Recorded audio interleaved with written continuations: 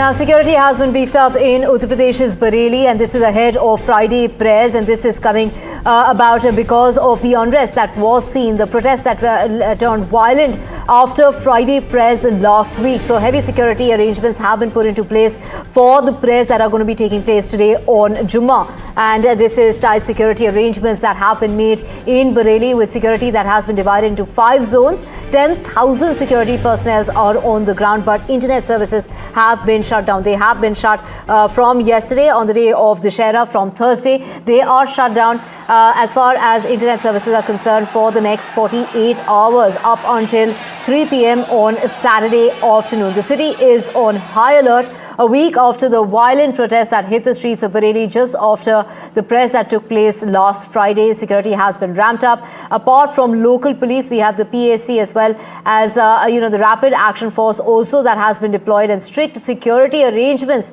that have been brought about in order to ensure no untoward incident can take place. Approximately, we're talking about multiple agencies, paramilitary forces, the PAC, the police that have been deployed in order to ensure that there is no untoward incident that takes place today on Friday after the prayers in these sensitive areas in the city. Police प्रशासन शांति व्यवस्था को बनाए रखने के लिए कुछ उसके पास कानूनी अधिकार हैं, समय समय पर उनका प्रयोग करता है। भारतवर्ष में और उत्तर प्रदेश में इबादत पर कोई प्रतिबंध नहीं है। अल्लाह का नाम लो, ये पवित्र भाव है। भगवान का नाम लो, ये ईश्वरी शक्ति प्रदान करता है। लेकिन ना पत्थर बरसे, ना लाठी बरसे, ये सब चाहते हैं। सब चाहते हैं कि आप कोई भी ईश्वर की आराधना करे, शांतिपूर्वक करे, कोई भी नमाज अदा करे तो शांतिपूर्वक करे। संभल की मस्जिद का जो मुकदमा चल रहा है, इस तरह का कानून बना दिए। अब तो हम हमारी मस्जिद को भी जाने से छीनना चाह रहे। हमारी मस्जिद नहीं थी, कोई और है। अब हद तो ये हो गया कि इस देश में आई लव मोदी बोल सकते, बट आई लव मोहम्मद सल्लल्लाहु अलैहि वसल्लम नहीं बोल सकते। ये यकीनन हम बोलेंगे कि तशद्दुद नहीं होना चाहिए, वायलेंस के हम कंडेम करते, मगर आपका प्रधानमंत्री आपका पोस्टर लगाएंगे तो खुश, और मैं अपने नबी का, रसूल का पोस्टर लगाऊंगा तो क्या कर रहे? वीडियोज आ रहे हैं कि पुलिस लाठीचार्ज करी, तो ये कैसे दुकान वाले हैं जो पुलिस वालों पर फूल बरसा। Ravish, my colleague, joining us to get us the latest on this. Ravish, close to 80 people have been arrested so far after the violence that erupted last Friday. Take us through the precautionary measures in place in regard to the prayers that are going to be taking place today.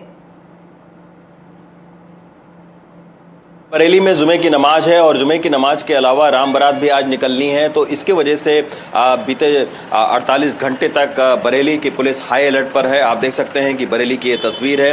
मैं इस वक्त delight चौराहे पर खड़ा हूं, जहां पर उस वक्त बवाल हुआ था पिछले शुक्रवार को। अभी हालात सामान्य हो रहे हैं तेजी के साथ में, लेकिन आज जुमे की नमाज 1 से 3 बजे के बीच में पढ़ी जाएगी, तो उसके मद्देनज़र सुरक्षा के बहुत कड़े इंतजाम किए गए हैं। अब तक 82 लोगों को मौलाना तौकीर रजा समेत गिरफ्तार किया गया है, उसमें कई सारे उसके खास लोग हैं। बरेली पुलिस का साफ तौर पर यह कहना है कि बीते शुक्रवार को जो बवाल हुआ है, जो उपद्रव हुआ, वो सुनियोजित साजिश के तहत ये पूरा बवाल हुआ है। शहर को 5 सेक्टरों में बांटा गया है। तमाम सारी जगहों पर, संवेदनशील जगहों पर CCTV फुटेज लगाए गए हैं। 8 टीमें ड्रोन की बनाई गई हैं, जो अलग अलग संवेदनशील जगहों पर ड्रोन से निगरानी करेंगे, और तकरीबन 8000 से ज़्यादा जो बरेली की पुलिस है, पैरामिलिट्री फोर्सेस है, उसको शहर के अंदर में तैनात किया गया है। और न सिर्फ बरेली, बल्कि बरेली मंडल इस वक्त हाई अलर्ट पर है। बरेली मंडल के अंतर्गत 4 डिस्ट्रिक्ट आते हैं, ये सभी हाई अलर्ट पर हैं, क्योंकि जिस तरीके से माहौल बना था पिछले शुक्रवार को, काफ़ी उपद्रव हुआ, 20 से ज़्यादा पुलिस वाले घायल हो गए, 40 से ज़्यादा लोग घायल हैं। और पुलिस का ये कहना है कि जो FIR दर्ज की गई है, उसमें 1700 अज्ञात लोगों के खिलाफ में FIR दर्ज की गई है। 82 लोगों को अब तक गिरफ्तार किया जा चुका है। ये गिरफ्तारियों की जो तादाद है वो बढ़ सकती है, क्योंकि पुलिस साफ तौर पर ये मान रही है कि ये एकाएक प्रदर्शन के दौरान नहीं हुआ है, बाकी ये एक सुनियोजित साजिश के तहत ये पूरा प्रदर्शन हुआ था। और साजिश के तहत बरेली के 4 जगहों पर हिंसा भड़काने की कोशिश की गई, और जिन 4 जगहों पर हिंसा भड़की उसमें 20 से ज़्यादा ऐसे लोग थे जिनके पास में बाकायदा हथियार थे। तो ये सारी बातें पुलिस की तरफ से कही गई हैं और बरेली पुलिस का ये कहना है कि इस शुक्रवार को धर्मगुरुओं ने भी अपील की है कि किसी भी तरीके से शांतपूर्वक जुमा की नमाज पढ़ें, किसी भी तरीके के उत्तेजक नारे या फिर आपको प्रदर्शन करने की इजाज़त नहीं है। तो धर्मगुरुओं ने भी अपील की है, सुरक्षा के भी कड़े बंदोबस्त बरेली में किए गए हैं। तो उम्मीद की जानी चाहिए कि इसी तरीके की शांति बरेली में बनी रहेगी। Right. Of course, Ravish, this is in regard to precautionary measures that are in place. You're taking us through, the divisions that have been made. We have extra security on the ground. Internet services have been snapped.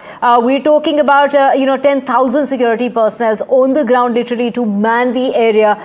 This is, turning into a fortress-like situation. Take us through, the kind of arrangements that are in place and the kind of action that has been taken in the past, particularly in the last 1 week.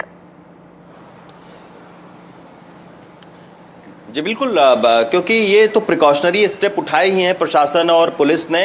बाकी जो पिछले एक हफ्ते से लगातार जो कड़ी कार्रवाई की है बरेली पुलिस ने, 82 लोगों को गिरफ्तार किया गया है और 250 करोड़ रुपए से ज़्यादा की जो प्रॉपर्टी है उसको सील किया गया है।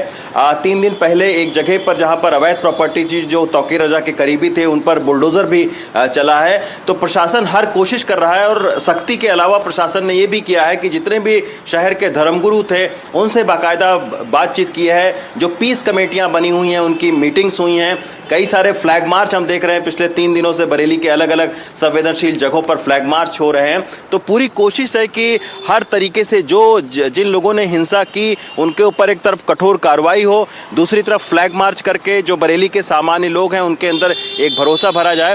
तो इस तरीके की जो स्टेप है वो प्रशासन उठा रहा है।